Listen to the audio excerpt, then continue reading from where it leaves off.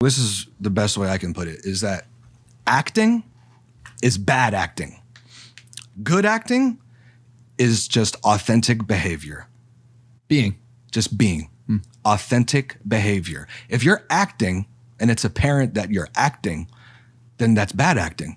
Because a good actor, you're so like, you believe the reality of their performance that you're not even aware that this person is acting. You feel me? Yeah, absolutely. So it's just about authentic behavior. Now, the question is, sometimes a role is very similar to like for the roles I've had roles that weren't that much of a stretch because they were so similar to me. The Kevin Hart as roles, a person, the right? Dwayne Johnson roles, right? Where it's like made for you, right? And then there's sometimes roles that are completely different than like think about like Daniel Day-Lewis, where like it's just like you just completely disappear. You know what I mean? It's like completely like somebody else. You know, if you're playing a role like Gangs of New York, where it's like I don't know what it's like to be a fucking like cutthroat gangster in 1868. You know what I mean? Even like McConaughey and Dallas Buyers Club, like all those all those roles where the actor envelops themselves so much and just turns into that person. Ledger, the Joker. 100%. You know what I'm saying? But then you also have actors like Keanu Reeves, who he's always Keanu. Typecast. Well, no. I mean, it's like he's always being himself. Sure. Like you know what I'm saying? Like he's always Keanu, and he fucking kills it. And he's an amazing actor. You know what I'm saying?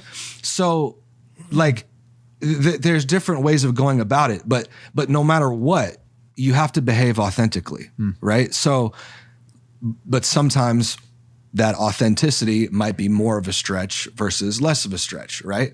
But either way, even if you're playing a role that is completely like the opposite of you, right? If I'm doing a role that it has like is completely different than how I really am as a person, you still have to create an authenticity within yourself that is going to ring true, even though you know that you don't have anything in common with that character. That's right? And I think that's the biggest measure that separates mediocre or good actors from stellar and legendary actors is how far can you deviate from who you are in this life to your role. Exactly. Right. And so like you see these people like Heath or like even Robin Williams, Dafoe or Lewis or any of those guys, right? William Dafoe, any of those guys. And they are able to deviate so fucking far from who they are. They can get ugly, they can get skinny, they can get fat.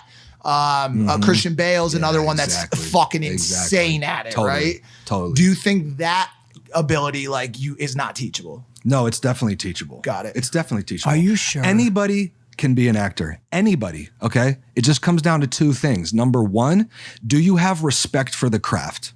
Okay? Do you truly respect the art form? Do you have the discipline to actually put in the work to master your craft? That's number one. Number two is, do you have the proper knowledge for getting into the industry and actually getting ahead in your career? You feel me? Yeah, absolutely. Because there's incredible actors out there, but like they're never gonna be known. They're never gonna be like successful on a massive scale. They might just be, do plays like their whole life in London or Broadway or whatever. You know what I'm saying? And they're probably completely content and happy with that. So it's nothing against that. You know what I'm saying? Because if you have a true passion for the craft, my dad, for example, he has always told me that he would have been just as happy just doing small plays, like you know what I mean, never getting any recognition because that's how much he